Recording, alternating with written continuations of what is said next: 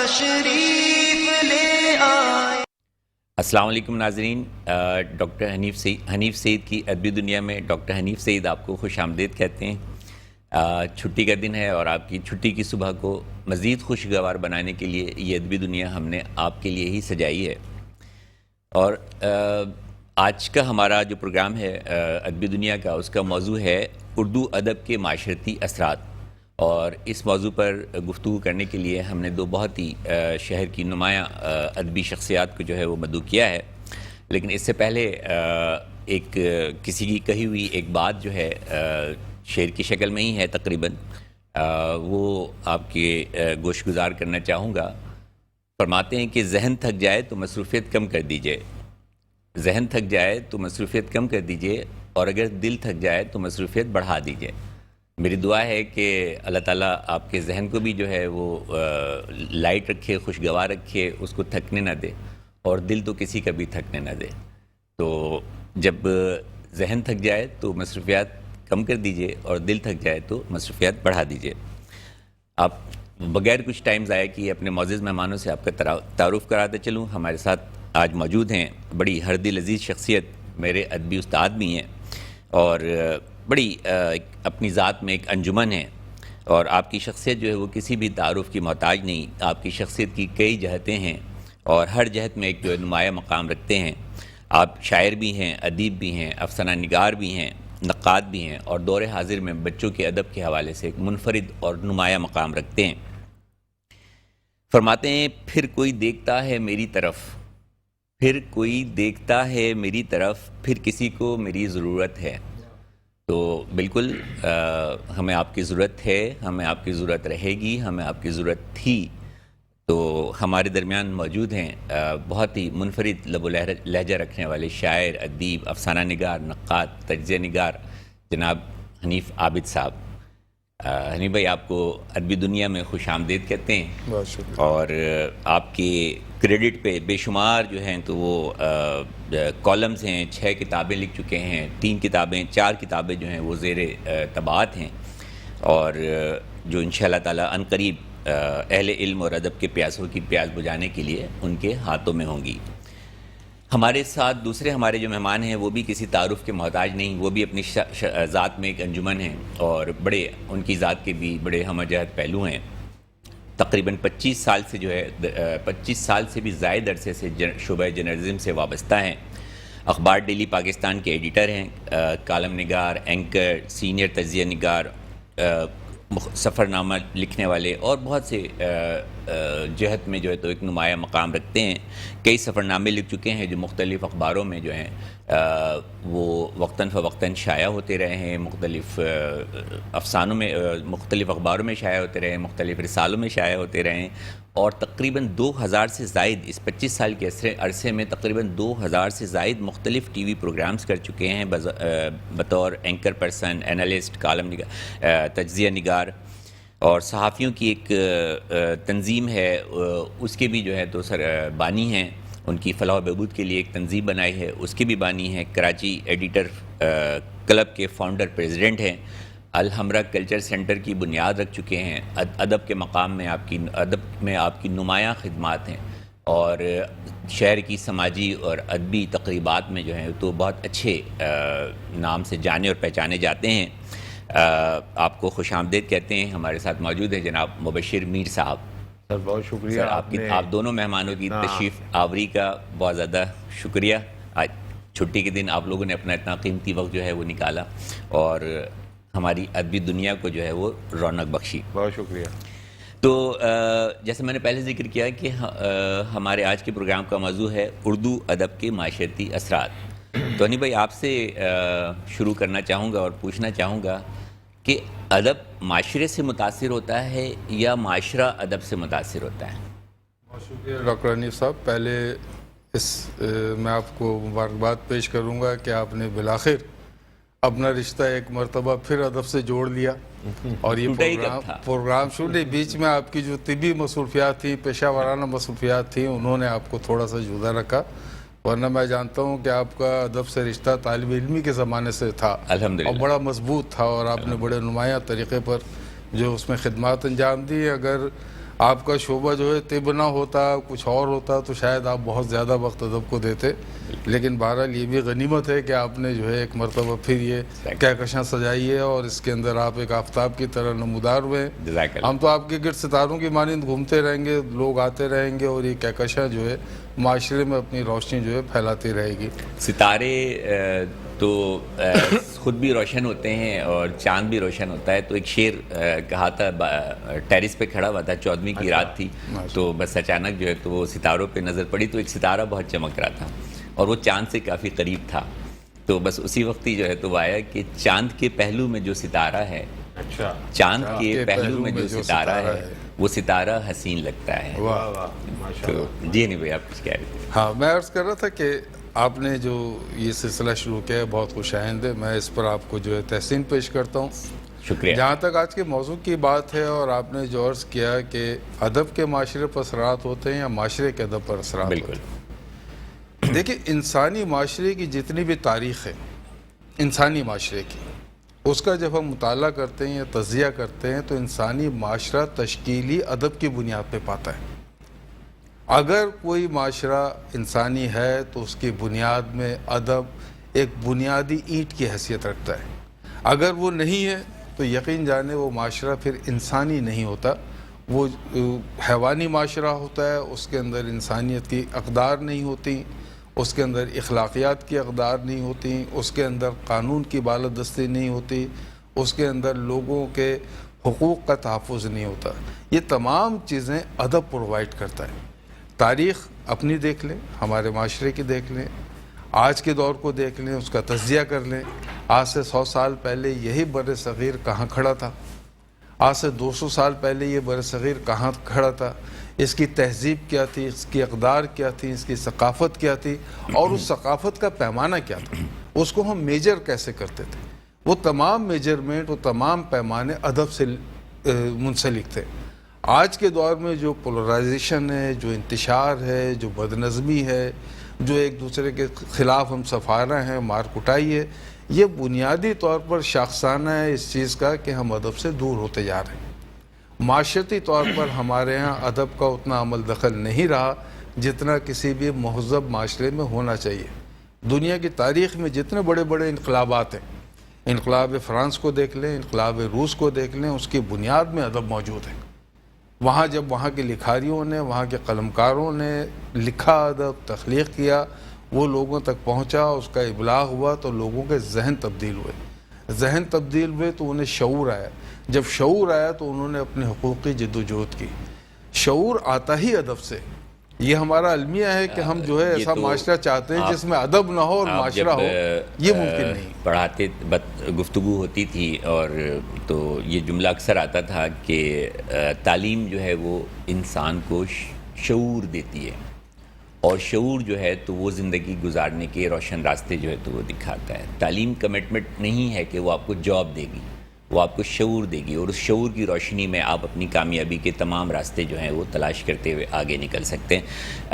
مبشر بھائی، آپ سے یہی سوال، ہنی بھائی نے کہا کہ معاشرہ جو ہے وہ تخلیق ہی ادب کی بنیاد پر ہوتا ہے، معاشرے کی بنیاد جو ہے وہ ادب ہی ہوتا ہے، اور جس معاشرے کی بنیاد ادب پر نہ ہو وہ معاشرہ نہیں، ایک حیوانی جنگل ہوتا ہے۔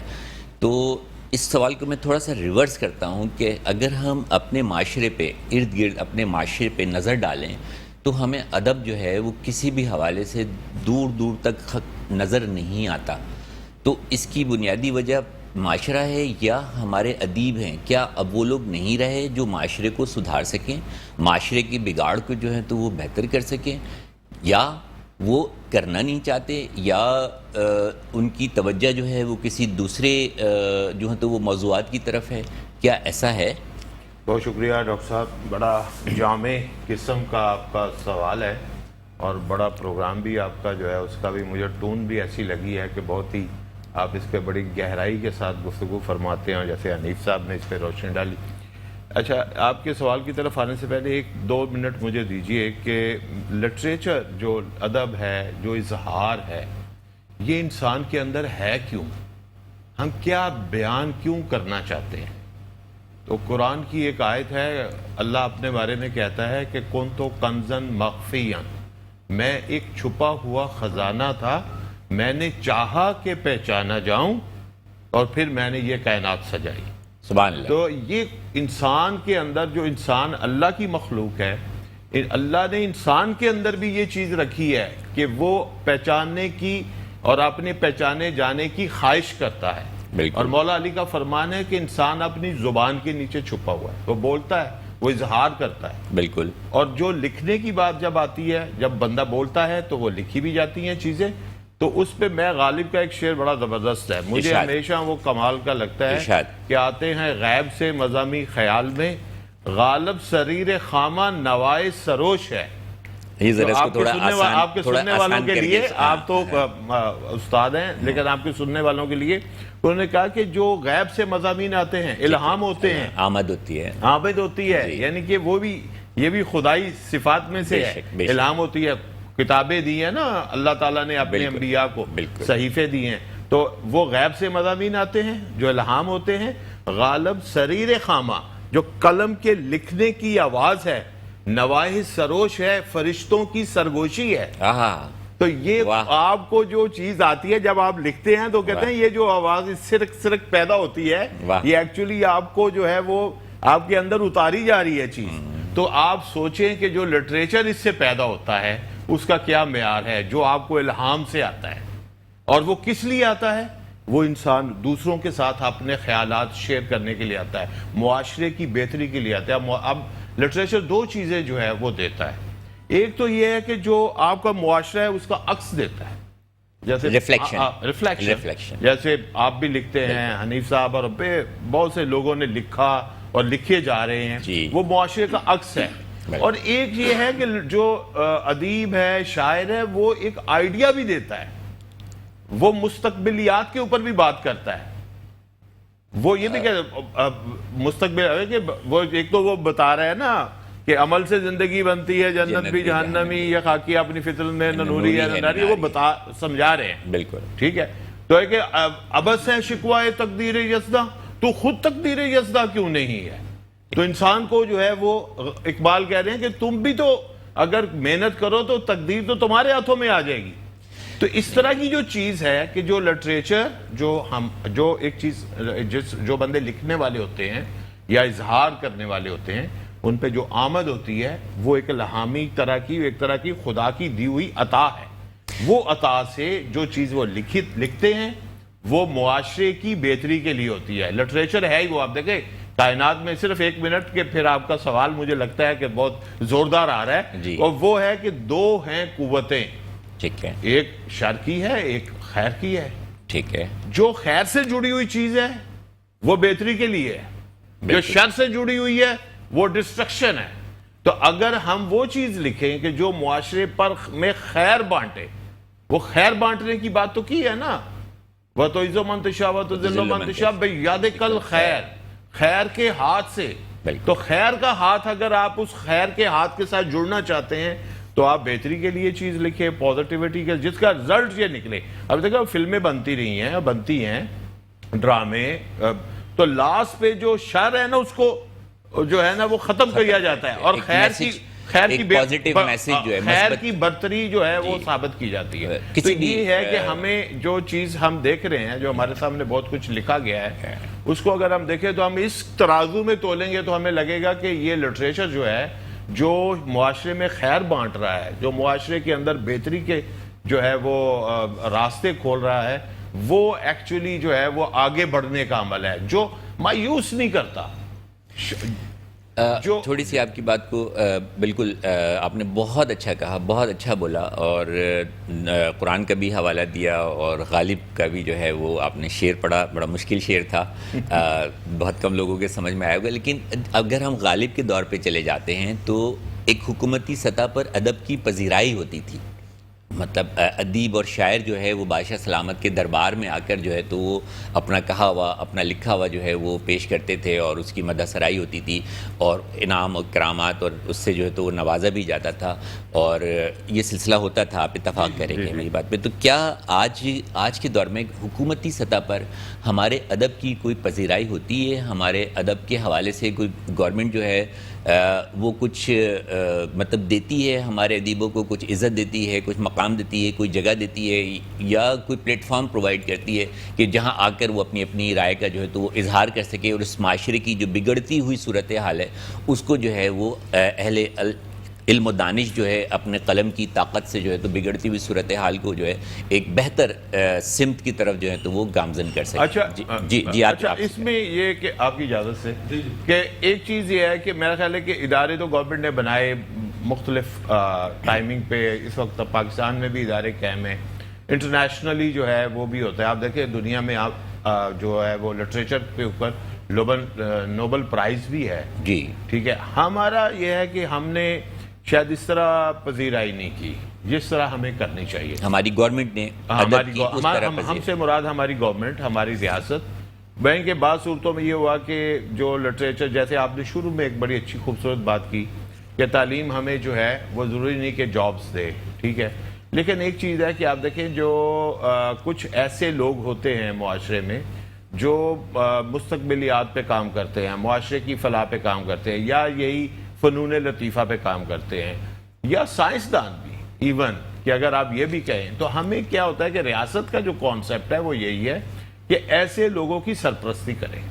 ہاں، جو سرپرستی ہو رہی ہے اس میں تھوڑا سا پرابلم یہ ہے کہ جس کی رسائی ہے اس میں پبلک ریلیشننگ آ گئی ہے، یہ سمجھ لیں قباحت ہے. مثلا جو اس کا ٹیلنٹ ہے، جو اس کا کنٹریبیوشن ہے، جو جس معیار کی وہ بات کر رہا ہے، جس معیار کا وہ لکھ رہا ہے، اس معیار کے مطابق اس کی ایک خودداری بھی ہے.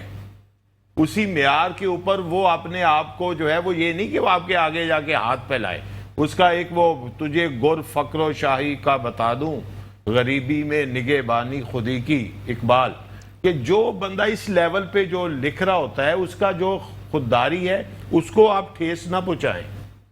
اس کی اگر مدد کر رہے ہیں تو اس کو وہ چیز آپ اس کی انا کو مجروح نہ کریں. تو ریاست اس لیے ہے، لیکن انفارچونیٹ ہے کہ ہمارے ادارے جو بنے ہوئے ہیں اس میں اس لیول پہ کام ہو نہیں رہا.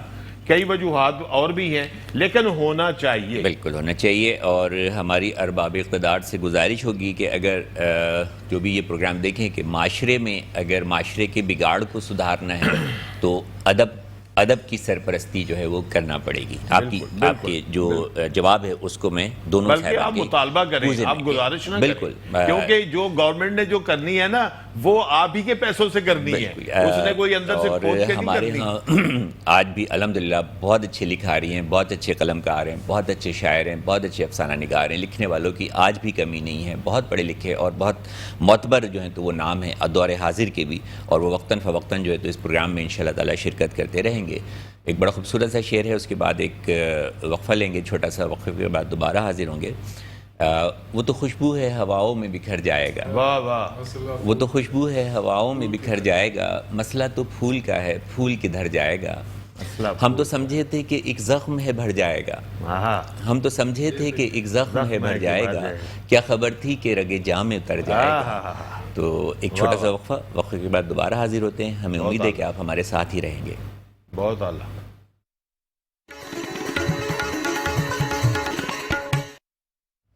حنیف سعید کی ادبی دنیا میں ایک مرتبہ پھر آپ کو خوش آمدید کہتے ہیں. ہمارے ساتھ بہت ہی ہمارے ہر دل عزیز اور معزز مہمان گرامی جناب حنیف عابد صاحب اور مبشر میر صاحب جو ہیں تو موجود ہیں، جو دور حاضر میں ادب کی بڑی خدمات جو ہیں نمایاں خدمات انجام دے رہے ہیں، اور گزشتہ سال سے جو ہے تو وہ اس شعبے سے منسلک ہیں، اور ہر سطح پر جو ہے جہاں بھی ان کی ضرورت ہوتی ہے، جہاں بھی ان کی پکار ہوتی ہے موجود ہوتے ہیں اور لکھتے ہیں. معاشرے کو دیکھتے ہوئے معاشرے کا ریفلیکشن لیتے ہیں اور اپنی جو صلاحیتیں، خودداد صلاحیتیں ہیں ان کا اظہار کرتے ہیں معاشرے کے بگاڑ کو درست کرنے کے لیے. کیونکہ ہمارا آج کا موضوع بھی ہے کہ اردو ادب کے معاشرتی اثرات. بڑا خوبصورت شعر ہے، دیکھ عابد فریب مت کھانا، دیکھ عابد فریب مت کھانا، مسکرانا تو ان کی عادت ہے. تو بڑا خوبصورت شعر حنیف عابد صاحب کا، جو ان کی پہلی کتاب آغاز سفر جو 1983 میں تقریباً آج سے کوئی 40 سال پہلے جو ہے تو وہ منظر عام پر آئی. تو ہم تو بہت چھوٹے ہی ہوتے تھے، لیکن کیونکہ پرانا تعلق ہے، واقفیت تھی، تو زمانہ طالب علمی میں ہی یہ کتاب جو ہے وہ میرے ہاتھوں میں تھی، تو لہٰذا اس کے کچھ شعر جو ہیں وہ گوشہ نشین رہ گئے، ذہن نشین رہ گئے. تو حنیف بھائی ایک سوال ہے کہ 1983 سے شاعری لکھنا شروع کی، اور پھر اس کے بعد کالم، اور پھر اس کے بعد سیاسی، پھر تجزیہ، پھر تبصرے، بڑی مطلب اس میں شہرت تھی، پھر اخبار، یہ ساری چیزیں. لیکن ابھی پچھلے 1.5-2 سال سے 3 سال سے جو ہے تو آپ کی جو وجہ شہرت جو ہو رہی ہے وہ بچوں کے لیے آپ نے جو ہے جو ادب لکھنا شروع کیا، بچوں کے لیے جو کتابیں اور مضامین لکھنا شروع کیے، جس میں آپ کی بڑی مشہور ہوئی 2 کتابیں جو مجھے یاد ہیں، ہوشان جادوگر اور جگمگ تارے. اور جس میں جو جگمگ تارے کی جو تقریب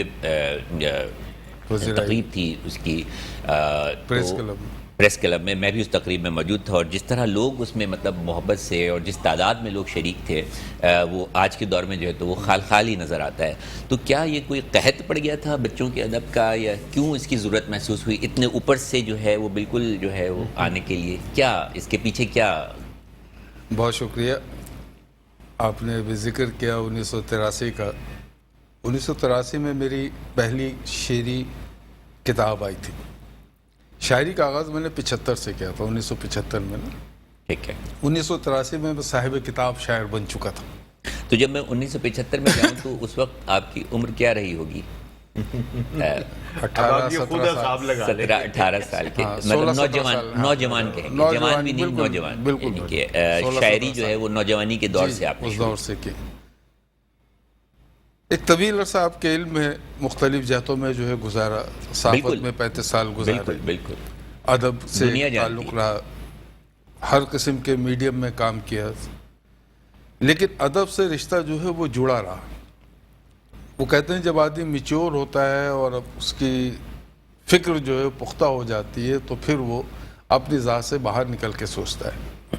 اچھا، لٹریچر کی چونکہ طالب علم بھی رہے اور ہم نے اس کو پڑھا بھی ہے ابتدائی زمانے سے، ایک چیز کا ہمیں فقدان نظر آ رہا تھا ہمارے عہد کے اندر. ہم نے جتنا بھی لٹریچر پڑھا ہو اس میں یہ دیکھا کہ ہر بڑا آدمی اپنے عہد میں جس نے نام کمایا اس نے بچوں کے لیے بہت کچھ لکھا. بچوں کے لیے لکھا؟ ہاں. اچھا.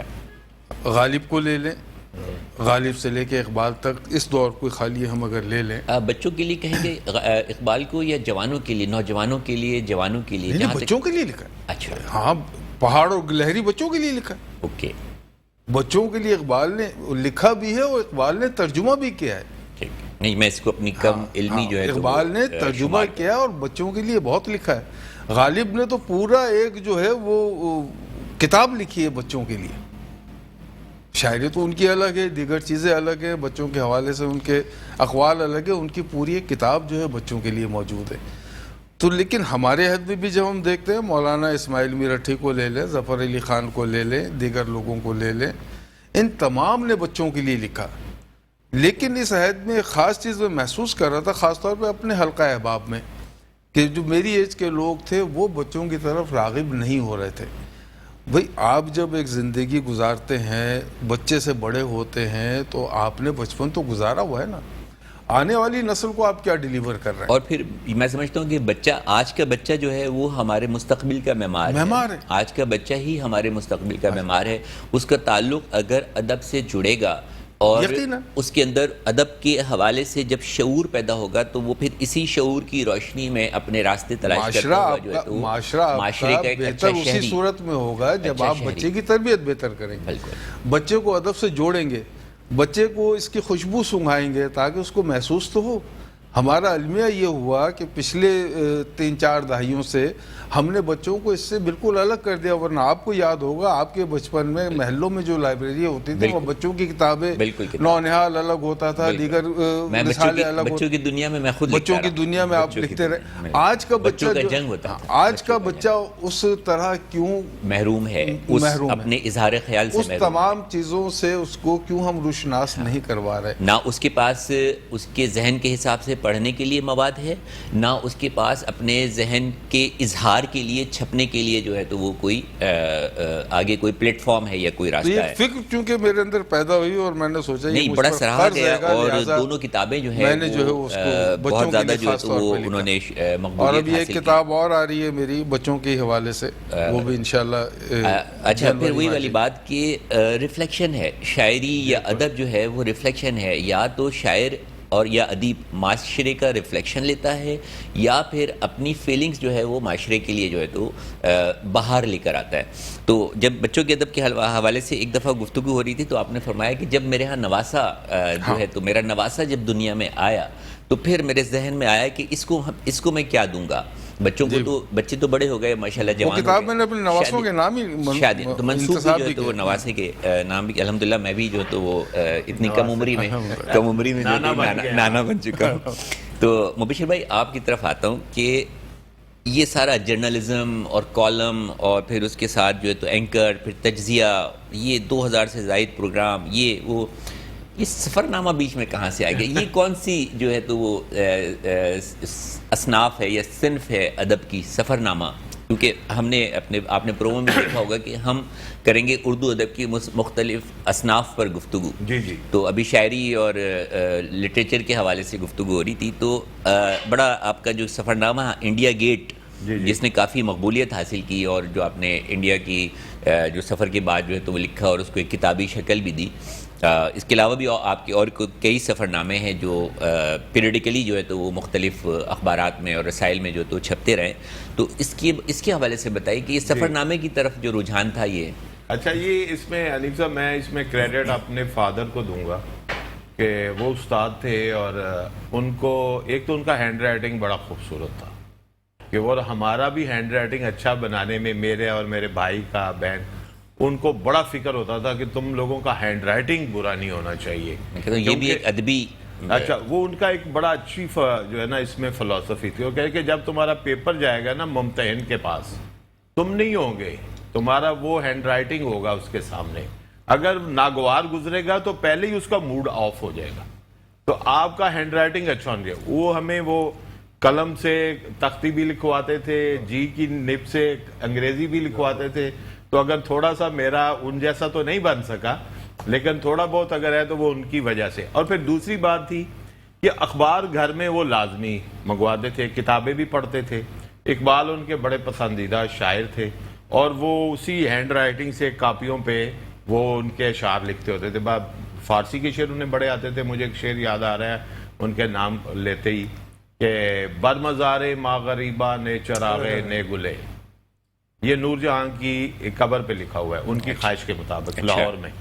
برمزار ما غریبہ نے چراغے نے گلے، نے پرے پروانہ سوزد نے صدائے بلبلے۔ کچھ ترجمہ کر اس کا تھوڑا سا۔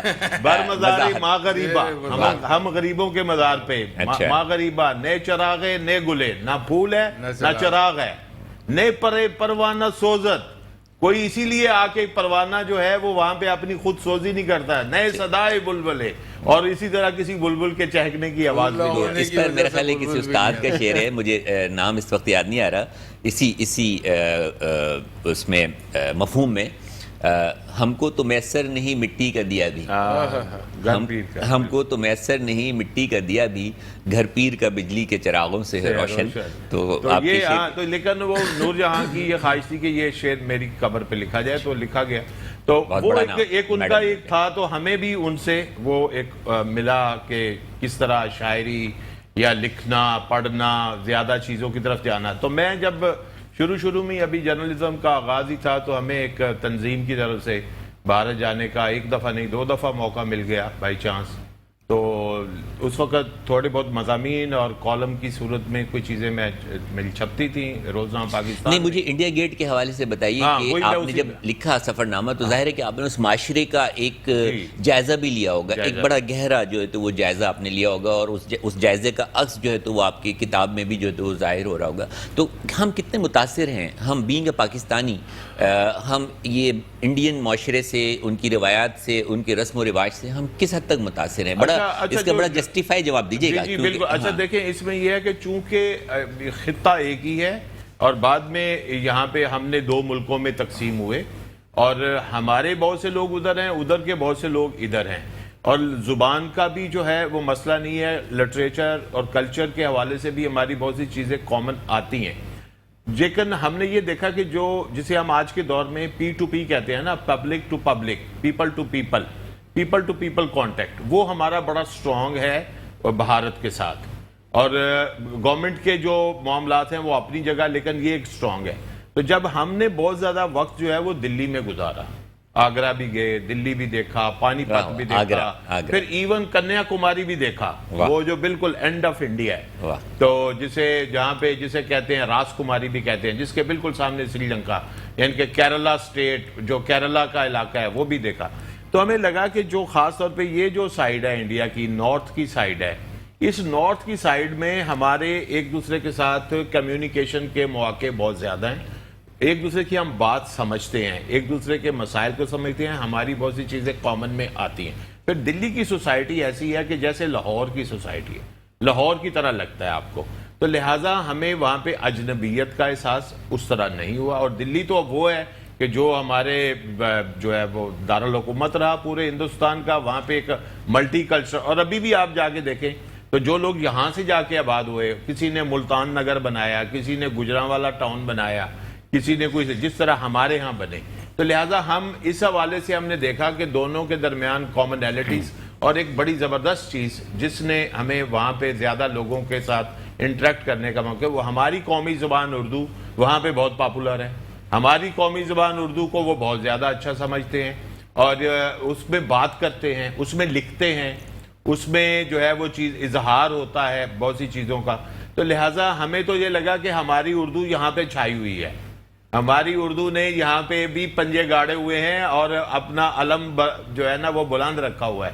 تو اس لیے ہمیں وہاں پہ یہ دقت نہیں ہوئی اپنی بات کہنے کی, اپنی بات سنانے کی, اور وہ بھی ہماری زبان بول رہے تھے. اس لیے میں اس سوال کو تھوڑی سی گفتگو کے بعد حنیف بھائی کی طرف دوبارہ لے کر جاؤں گا ایک دوسرے پہلو سے, اور آپ نے بہت اچھی اس کی وضاحت کی کہ ایک ہی ہے ہمارا, اور بلکہ اگر ہم کہیں کہ ہمارے اردو ادب کی ابتدا جو ہے تو وہ وہاں سے ہی شروع ہوتی ہے, دہلی, لکھنؤ اور اس طرح کے جو علی گڑھ اور دیگر شہر ہیں جو مطلب بڑے دعویدار ہیں جو اردو ادب کے, وہاں سے شروع ہوتی ہے. اور ہمارے جو استاد ہیں ان کا تعلق بھی جو ہے تو وہ انہی شہروں سے. ہینڈ رائٹنگ کا آپ نے جو ذکر کیا, تو ڈاکٹر بننے سے پہلے میری ہینڈ رائٹنگ بھی بہت اچھی تھی, اور مجھے اچھی طرح یاد ہے کہ میری کاپی چیک ہو رہی تھی یا کچھ چیک ہو رہا تھا, تو جو اردو کے استاد تھے تو انہوں نے کہا کہ دیکھو اس کی رائٹنگ کتنی خوبصورت ہے, ایسا لگتا ہے کہ جیسے ایک ایک لفظ میں جو ہے وہ موتی پرو دیے ہیں. تو لیکن ڈاکٹر بننے کے بعد جو رائٹنگ کا جو حال ہوا وہ یہ ہوا کہ اپنی پرسکرپشن اگر دوبارہ کوئی لے کر آ جائے تو خود اس کو پڑھنے میں جو ہے دشواری ہوتی, خود بھی نہیں پڑھ سکتا. دوسرا آپ نے ذکر کیا آگرہ کا, تو وہاں جو ہے تو بالکل آپ کو بڑی خوشی ہوگی, میری بڑی خواہش ہے کہ میں جاؤں اور اس عجوبے کو دیکھوں جس کو دنیا جو ہے وہ تاج محل کے نام سے, تاج محل کے نام سے جانتی ہے, جو اپنے ایک شہر میں مبتلا کرتا ہے. اور اس کے لیے ایک شعر بھی ہے کہ شاید میں غلط نہ پڑھ دوں کہ ایک شہنشاہ نے دولت کا سہارا لے کر ہم غریبوں کی محبت کا اڑایا ہے مذاق. ایک چھوٹا سا وقفہ لیتے ہیں, وقفے کے بعد جو ہے تو دوبارہ حاضر ہوں گے. ہمیں امید ہے آپ ہمارے ہی ساتھ رہیں گے. ادبی دنیا کی محفل جو ہے وہ سجی ہوئی ہے, اور چھوٹے سے بریک کے بعد جو ہے تو وہ دوبارہ حاضر ہوتے ہیں.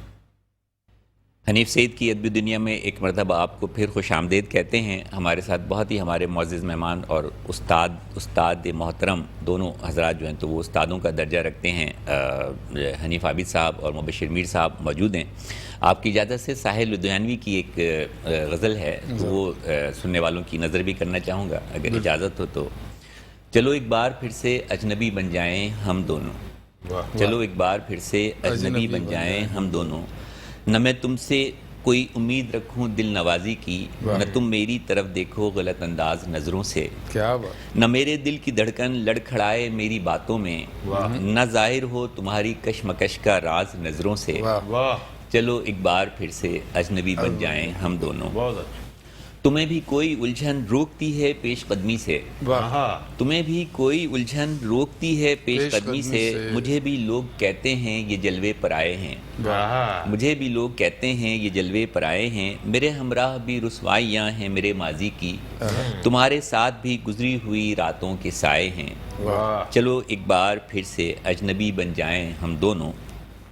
بڑا اچھا جو آخری شعر ہے، تعارف روگ ہو جائے تو اس کو بھولنا بہتر، تعارف روگ ہو جائے تو اس کو بھولنا بہتر، تعلق بوجھ بن جائے تو اس کا توڑنا اچھا، وہ افسانہ جسے انجام تک لانا نہ ہو ممکن، وہ افسانہ جسے انجام تک لانا نہ ہو ممکن، اسے ایک خوبصورت موڑ دے کر چھوڑنا اچھا، چلو ایک بار پھر سے اجنبی بن جائیں ہم دونوں۔ ہم لوگ تو اجنبی نہیں بن سکتے کیونکہ ہماری اتنی پرانی قرابت داری ہے کہ ہم چاہتے ہوئے بھی اجنبی نہیں بن سکتے۔ تو حنیف بھائی آپ کی طرف آؤں گا، جو گفتگو ہو رہی تھی ذرا مختصراً بیان کیجیے گا کہ میں نے جو سوال کیا تھا مبشر بھائی سے، مبشر میر صاحب سے، وہ یہ تھا کہ جو کلچر ہے وہ کتنا، ہم کتنے متاثر ہیں اپنے پڑوسی ملک کے کلچر سے، جو انہوں نے انڈیا گیٹ کے نام سے کتاب لکھی اور سفر نامہ تحریر کیا اور بہت ڈیپلی جو ہے تو وہ اس کا مشاہدہ کیا اس کا۔ تو میں رسم و رواج کے حوالے سے بات کرنا چاہوں گا، بینگ اے مسلم اور نان مسلم، ہم کتنے ان کا جو نان مسلم کلچر ہے اس سے ہم کتنے متاثر ہیں، یا ان کا نان مسلم کلچر ہمارے مسلم کلچر پر اتنا حاوی کیوں ہے؟ دیکھیں اس بر صغیر کے کلچر کی جب ہم یہ تاریخ کی بات کرتے ہیں تو یہاں دو اسٹیبلش کلچر جو ہے وہ پائے جاتے ہیں، ایک ہندو کلچر تھا، دوسرا کلچر یہاں پر مسلمانوں نے اسٹیبلش کیا جو ہندوؤں سے مختلف ہے۔ فکر کی بات کریں، ان کے اعتقاد کی بات کریں تو دونوں میں 180 ڈگری کا فرق ہے، ٹھیک ہے، لیکن سماجی اور معاشرتی طور پر جب دونوں ایک ساتھ رہے اس خطے کے اندر تو بہت ساری چیزیں جو ہیں وہ مشترک شکل اختیار کر گئیں۔ اس کے باوجود اس سب کانٹیننٹ کے اندر دو کلچر ابھر کر کے آئے، جس میں ایک مسلم کلچر کہلاتا اور ایک جو ہے نان مسلم کلچر کہلاتا، جسے ہم ہندو کلچر بھی کہتے ہیں، اکثریت ان کی ہے گی۔ پاکستان جو بنا تھا وہ بنا تھا مسلم کلچر کے تحفظ کے لیے، بالکل۔ سر سید سے لے کے قائد اعظم تک ہم جب اس اسٹرگل کو دیکھتے ہیں تو ہمیں پتہ لگتا ہے کہ یہاں پر یہ سوچ ڈیولپ ہو چکی تھی کہ یہ دو کلچر مزید ایک ساتھ رہ کر کے پرورش نہیں پا سکتے۔ اس کا منطقی انجام کہہ لیں یا حتمی نتیجہ کہہ لیں، وہ پاکستان کی تشکیل کی صورت میں سامنے آیا۔ اب ہونا تو یہ چاہیے تھا کہ جس طرح بھارت کے اندر ایک ہندو کلچر جو ہے اسٹیبلش تھا، تو اس خطے کے اندر ایک مسلم کلچر اسی طرح سے اسٹیبلش ہونا چاہیے تھا۔ یہ ایک بنیادی تقاضا تھا اس ملک کی تشکیل کا یا پاکستان کے بننے کا۔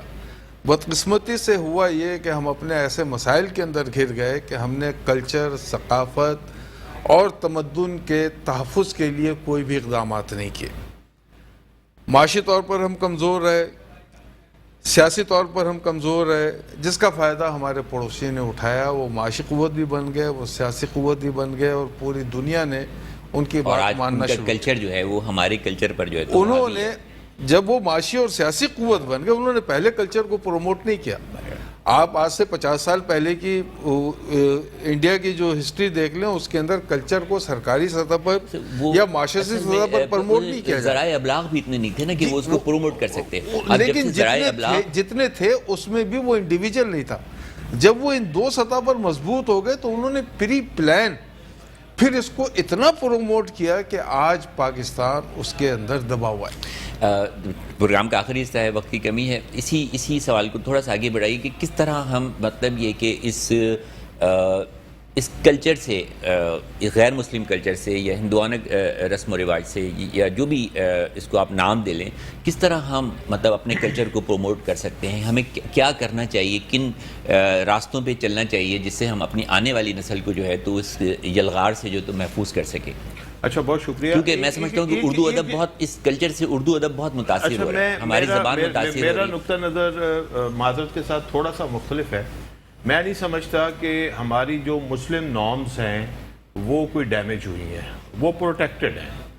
وہ چونکہ اس کا تعلق جو ہے نا خاص ہے ترکیب رسول ہاشمی، ہمارا تعلق جو ہے وہ رسول پاک صلی اللہ علیہ وسلم، اہل بیت اور ان کے قریبی دوستوں کی بدولت جو ہے وہ ہمارے پاس موجود ہے۔ مثال کے طور پر آپ دیکھیں ہم شادی ان کی طرح تو نہیں کرتے, ہم نکاح پڑھتے ہیں, ہم بچہ نکاح کے علاوہ میں اپنی بات سے ایک منٹ سر, مجھے ایک منٹ دیجیے کہ مثلا اگر جو ایک چیز ہے نا کہ آپ دیکھیں کہ کون سی چیز, یا تو آپ واضح کریں کہ کون سی چیز ہم نے اڈاپٹ کی. ہم نے کوئی ایسی چیز تو نہیں لی کہ جس سے ہمارے عقائد مجروح ہو رہے ہیں. جو زمین کے اوپر جو لوگ رہتے ہیں, اب لباس کی بات ہے نا, اب لباس تو دنیا میں ایسا ہو گیا کہ ہم پینٹ کوٹ بھی پہنتے ہیں, ہم شیروانی بھی پہنتے ہیں, ہم شلوار قمیض بھی پہنتے ہیں, ہم پجامہ بھی پہنتے ہیں, ہم دھوتی بھی پہنتے ہیں, اور اسی طرح وہ بھی پہنتے ہیں. دیکھیں آپ نے جو اپنا ایک خوبصورت آپ کے چہرے پہ داڑھی لگ رہی ہے, یہ آپ کی اسلامی چیزوں کی عکاس ہے. آپ خود پاکستانی اور اسلامک کلچر کی ایک نمائندگی کر رہے ہیں الحمدللہ, اور یہ بہترین ایک خوبصورت ہے. آپ کے اوپر کیوں نہیں اثر آ رہا وہ چیز کہ آپ اس طرح کے اس کی وجہ بتا دیتا ہوں, بات کو مختصر کرتا ہوں. اس کی وجہ یہ ہے کہ بہت اچھے استادوں کا جو ہے وہ مطلب رہا, گھر کا ماحول جو ہوتا ہے وہ بہت اچھا رہا, وہاں سے پرورش ہوئی. دوسری گود جو ہے تو وہ استادوں کی ہوتی ہے, استاد اچھے ملے, آپ جیسے جو ہے تو ہم اثر جو ہے تو وہ اچھے ملتے گئے, مواقع ملتے گئے. میں یہی کہہ رہا ہوں کہ جب آپ کا کلچر اتنا مضبوط ہے تو دنیا کا ہر کلچر ایک دوسرے کے ساتھ کچھ نہ کچھ ایک دوسرے کو لیتا دیتا ہے. لیکن الحمدللہ جو اسلامک چیزیں ہیں میرے خیال میں وہ اتنی پروٹیکٹڈ, اتنی یعنی کہ پاورفل ہیں کہ دنیا کا کوئی کلچر اس کو ڈسٹرب نہیں کر سکتا. پروگرام کا وقت بالکل ختم ہونے پر ہے, اور ہمارا آج کا موضوع تھا اردو ادب کے معاشرتی اثرات. ہمارے دونوں معزز مہمانان گرامی نے بہت جامع اس پہ گفتگو کی اور بتایا کہ کس طرح جو ہے تو ادب معاشرے کو متاثر کرتا ہے, اور کس طرح معاشرہ جو ہے تو وہ ادب کو متاثر کرتا ہے, اور کس طرح ہم ادب کو پروموٹ کر کے اپنے اس بے ہنگم معاشرے کو, اس بے ادب معاشرے کو جو ہے تو وہ ایک ادبی معاشرے میں جو ہے وہ کنورٹ کر سکتے ہیں. بڑا اجازت چاہنے سے پہلے ایک خوبصورت شعر ہے وہ آپ کی نظر کرنا چاہوں گا. ہم قافلے سے چھوٹ گئے اتنی دیر میں, اسی پس منظر میں ہے کہ ہم قافلے سے چھوٹ گئے اتنی دیر میں, پچھتا رہے ہیں پاؤں کا کانٹا نکال کر. تو ہمیں قافلے میں رہنا ہے, ادب کے قافلے میں رہنا ہے, ادب والوں کے ساتھ چلنا ہے, ادب والوں کی محفلوں میں بیٹھنا ہے, ان کی باتیں سننی ہیں, ادب حاصل کرنا ہے. جتنا با ادب ہوں گے اتنا معاشرہ جو ہے وہ با ادب ہوتا جائے گا, ایک اچھے اسلوب میں ڈھلتا جائے گا. یہ ہماری اقتدار ہیں, یہ ہماری نارمز ہیں, یہ ہمارے مذہب کی سکھائی ہوئی چیزیں ہیں جو دوسرے لوگوں نے اڈاپٹ کر لی ہیں, اور ان کے معاشرے جو ہیں وہ ترقی کر رہے ہیں اور وہ ترقی راہوں پہ گامزن ہیں. پروگرام کا وقت بالکل ختم ہوا چاہتا ہے. حنیف سعید کی ادبی دنیا سے ڈاکٹر حنیف سعید کو اجازت دیجیے. اگلے پروگرام میں پھر حاضر ہوں گے انشاءاللہ تعالی. اللہ حافظ.